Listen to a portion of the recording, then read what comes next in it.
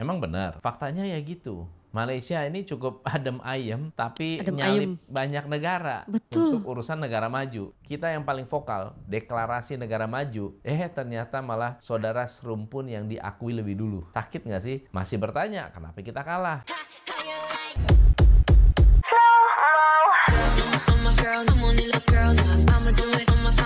Assalamualaikum, Elsa di sini. Hai guys, hai semua, halo tetangga, gimana kabar teman-teman semua? Semoga sehat selalu, semoga bahagia selalu, dan semoga hari teman-teman semua selalu good day. Selamat datang di channel YouTube Elsa Yudianti Putri. Oke, hari ini kita akan membahas sebuah video dari Coach Tom. Bisa dibilang beliau adalah seseorang yang berpengaruh di Indonesia, dimana dia akhirnya membuka suara tentang Indonesia kalah telak 2025, Malaysia sudah jadi negara maju. Coach Tom akan memberikan penjelasan atau pandangan dia tentang Malaysia di 2025, tentang perjalanan 5 dekade Malaysia, tentang bagaimana cara Malaysia bekerja juga sehingga bisa mendeklarasikan sebagai negara maju tahun 2025 atau negara berpendapatan tinggi tahun 2025. Oke, ini menarik banget untuk kita reaction dan bahas supaya bisa mendapat ilmu dan juga informasi. Tapi sebelum dimulai video reactionnya, seperti biasa aku mau ajakin teman-teman semua dulu untuk subscribe channel ini dan aktifkan lonceng notifikasinya supaya tidak ketinggalan updatean terbaru dari channel ini. Dan bagi teman-teman yang mau request bisa banget DM di Instagram aku di @elsyudiantiputri. Udah tanpa berlama-lama, tanpa membuang masa, jumlah kita mulai video reactionnya. Are you ready? Let's go. Ternyata Indonesia cuma menang euforia. Oh, Kenapa? Karena kita bakal disalib Malaysia sebagai negara maju. Walaupun ya, nyaring banget nih soal Indonesia emas, Indonesia emas. Nyatanya Indonesia cemas. Kita bakal kalah nih sama negara tetangga kita. Nah, supaya jadi negara kaya, mereka cukup melakukan peningkatan $500 saja dari pendapatan tahunan setiap warga. Nah, nanti kita amati ya. Salah satu hal atau sektor-sektor yang membuat Malaysia jadi industri semikonduktor. Tapi yang nggak banyak orang tahu adalah blueprintnya sudah dirancang 5 dekade lalu. Kita belajar sudah dari penuh pertimbangan point of view juga. kita hari ini. Nah, teman-teman, masalahnya ya, kita ini punya banyak materi untuk membuat produk yang sama. Kenapa industri kita di situ-situ aja? Apakah Malaysia memang sudah layak jadi negara yang lebih maju? Dan kita juga akan bahas bersama di konten Behind the Business hari ini. Bersama saya, Tom MC Ifle, founder Top Coach Indonesia. Malaysia 2025. Saat semua orang membahas Indonesia emas, kita nggak sadar kalau dalam waktu dekat, Malaysia akan nyusul Singapura dan Brunei untuk menjadi negara maju. Emang benar, faktanya ya gitu. Malaysia ini cukup adem ayem, tapi Adem nyalip ayem. banyak negara Betul. untuk urusan negara maju. Nah, sebenarnya itu nggak mengagetkan, karena di 2021 kemarin, Bank Dunia sudah membuat satu prediksi. Katanya, kalau negeri jiran bisa jaga kualitas, inklusivitas, dan tingkat keberlanjutannya, mereka pasti jadi negara maju di antara 2024 sampai 2028. Ya mungkin kedengarannya klise, tapi yang bilang Bank Dunia ini jadi nggak bakal salah ya. Mempertanyakan pandangan mereka untuk konteks ini kayaknya ngajar hukum gravitasi ke Isaac Newton, alias nggak ada gunanya. Oke, nah lagian tahu nggak sih? Kalau Malaysia sudah mentransformasi ekonominya sejak beberapa dekade terakhir. Nah, ini dilakukan dalam program bernama RMK atau Malaysia Plan. Ini adalah rencana pembangunan nasional jangka menengah yang dibuat oleh pemerintahan mereka sejak tahun 1956. RMK layaknya seperti blueprint di dalam bisnis. Dan on point juga. Isinya adalah strategi, proyek prioritas, hingga program-program khusus pemerintah Malaysia untuk mengentaskan kemiskinan, pemerataan ekonomi, pembangunan infrastruktur, dan peningkatan kesejahteraan warganya di berbagai sektor kehidupan. Sekarang, mereka sedang memasak RMK 13 yang katanya akan berfokus pada aspek dasar. Secara overall, semua kerja keras ini menempatkan mereka pada urutan ketiga sebagai negara paling sejahtera di ASEAN. Itu bukan klaim.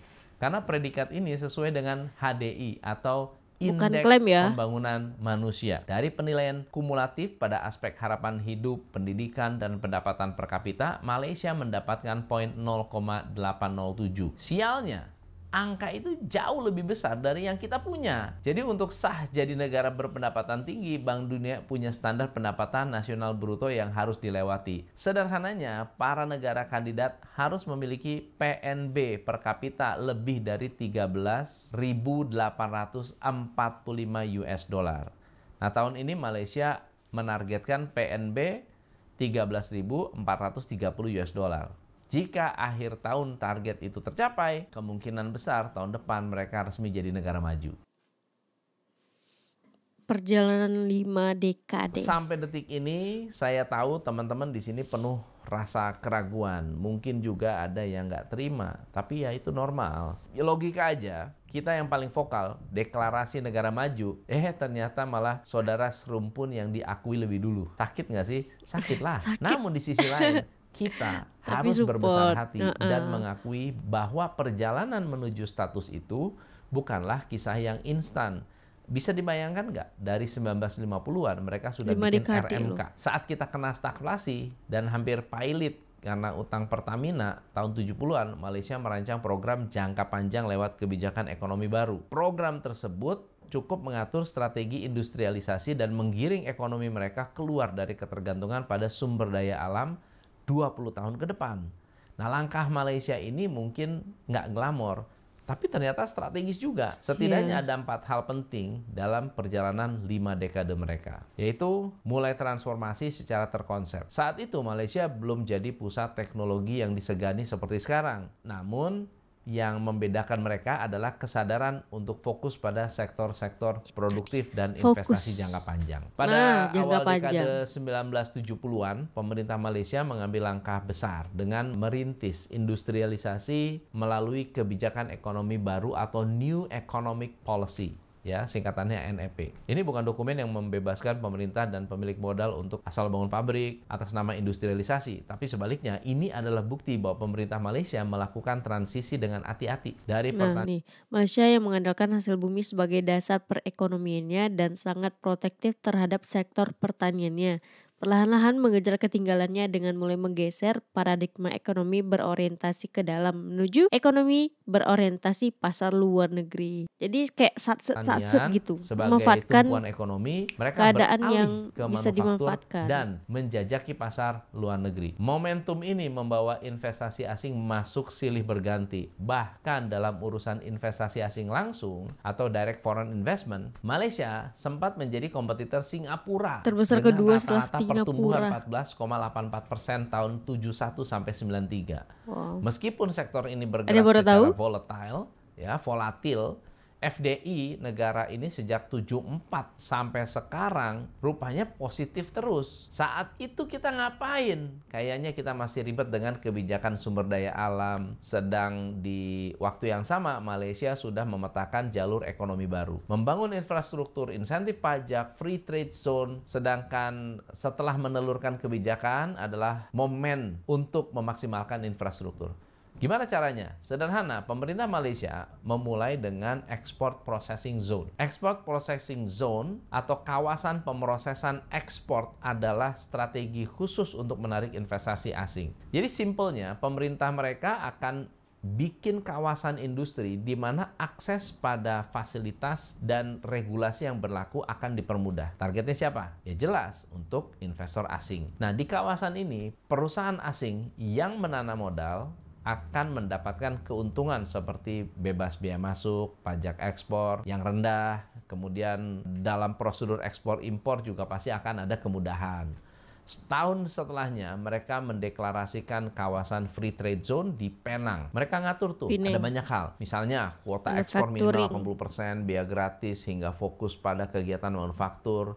Nah, aturan-aturan ini accessible. Nah, masuklah perusahaan besar seperti Intel, Texas Instruments, dan kalau saya bilang inilah awal rute mereka sebagai negara maju. Peningkatan nilai ekspor dan kontribusi ekonomi sesuai dengan yang kita bicarakan. Kombinasi infrastruktur dan kebijakan yang searah membuahkan hasil yang luar biasa. Laporan terbaru menunjukkan bahwa nilai ekspor elektronik Malaysia mencapai 36% dari total ekspor nasional mereka. Saat mereka sejauh ini, kita masih mengandalkan produk mentah dan setengah jadi untuk diekspor. Masih bertanya, kenapa kita kalah? Menemukan potensi semikonduktor. Satu bagian yang paling krusial dari kemajuan Malaysia adalah industri semikonduktor. Saat banyak negara menjadikan ini wacana, Malaysia mengunci posisinya sebagai pemain utama. Negara ini bukan hanya terlibat, tapi juga jadi 10 pilar utama dalam siklus pasokan global. Kerja keras mereka membuahkan hasil. Ya, peta persaingannya jelas. Tahun 2024, mereka menargetkan investasi lebih dari 100 miliar dolar Amerika.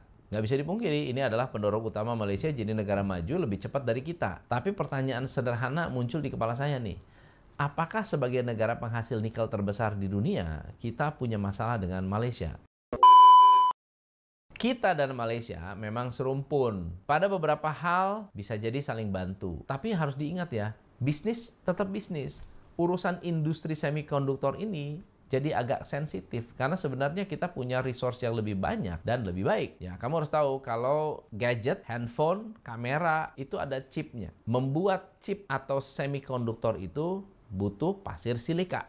Uniknya, kita adalah negara yang punya cadangan pasir silika 332 juta ton. Ini banyak banget. Apalagi ternyata kita memegang lebih dari 10% cadangan bauksit dunia. Nggak sampai di situ. Kita masuk ke dalam 5 negara produsen bauksit dengan total produksi 21 juta ton. Itu 6% dari market share global loh. Pertanyaannya kok bisa kita di sini-sini aja? Kok bisa perusahaan teknologi tidak ada yang melirik kita? Nah, kita coba lihat Malaysia. 2016 mereka cuma bisa produksi bauksit sebesar 1,37 ton. 2020-an estimasi produksi mereka cuma 4,3 juta ton. Dua angka ini masih jauh dari apa yang mampu kita produksi. Anehnya, proyeksi pendapatan industrinya kebanting. Kita cuma bisa dapat 1,5 miliar dolar tahun ini, sedangkan mereka punya proyeksi hingga 16 miliar dolar. Ya, hampir 10 kali lipat. Mungkin banyak yang bertanya, kenapa kita tertinggal di bidang ini? Salah satu alasan utamanya sederhana, ketidakmampuan kita untuk menyediakan infrastruktur dan insentif yang setara. Hal itu tambah parah dengan regulasi yang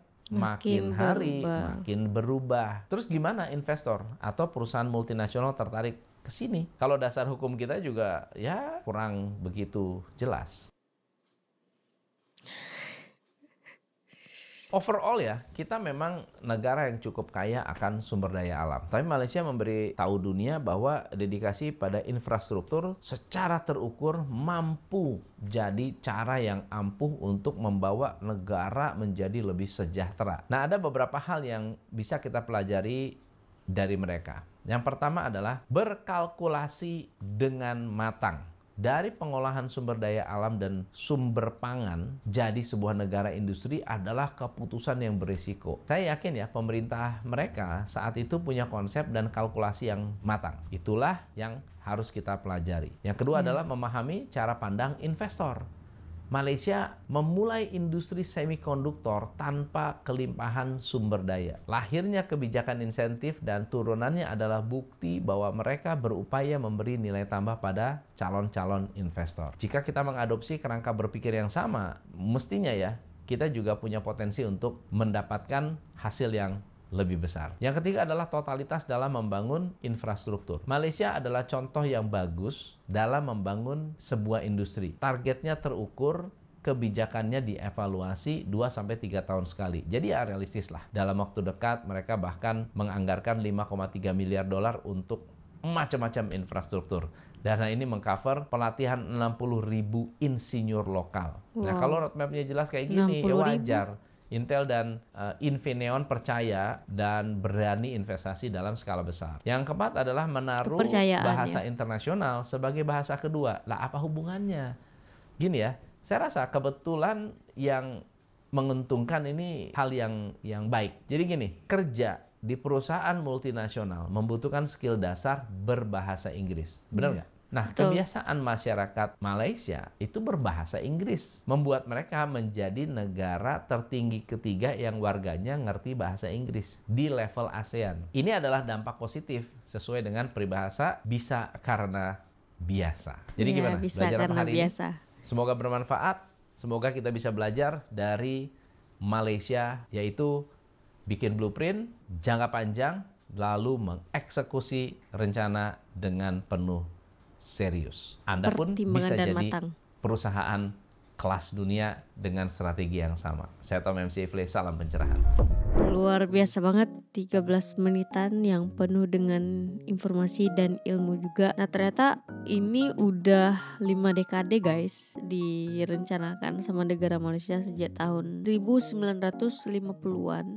50-an atau 70-an tadi. Pokoknya 5 dekade udah direncanakan oleh negara Malaysia untuk tahun 2024 sampai 2028 itu jangka negara Malaysia untuk bisa menjadi negara maju gitu. Nah ternyata perjalanan atau proses untuk tahun depan Malaysia menjadi negara maju itu juga tidak mudah guys. Penuh dengan pertimbangan, eksekusi, penuh dengan yang gak kita pikirkan gitu. Jadi wajar aja sih kalau seandainya tahun depan itu Malaysia udah berhasil gitu menjadi negara maju, karena memang prosesnya panjang. Bahkan chip buatan Malaysia itu pun digunakan di Indonesia gitu. Tapi semoga dengan kita mengetahui hal ini, kita bisa belajar dari Malaysia, mengikuti cara-caranya, pasti kita juga bisa kok menjadi negara yang sesukses seperti Malaysia sekarang.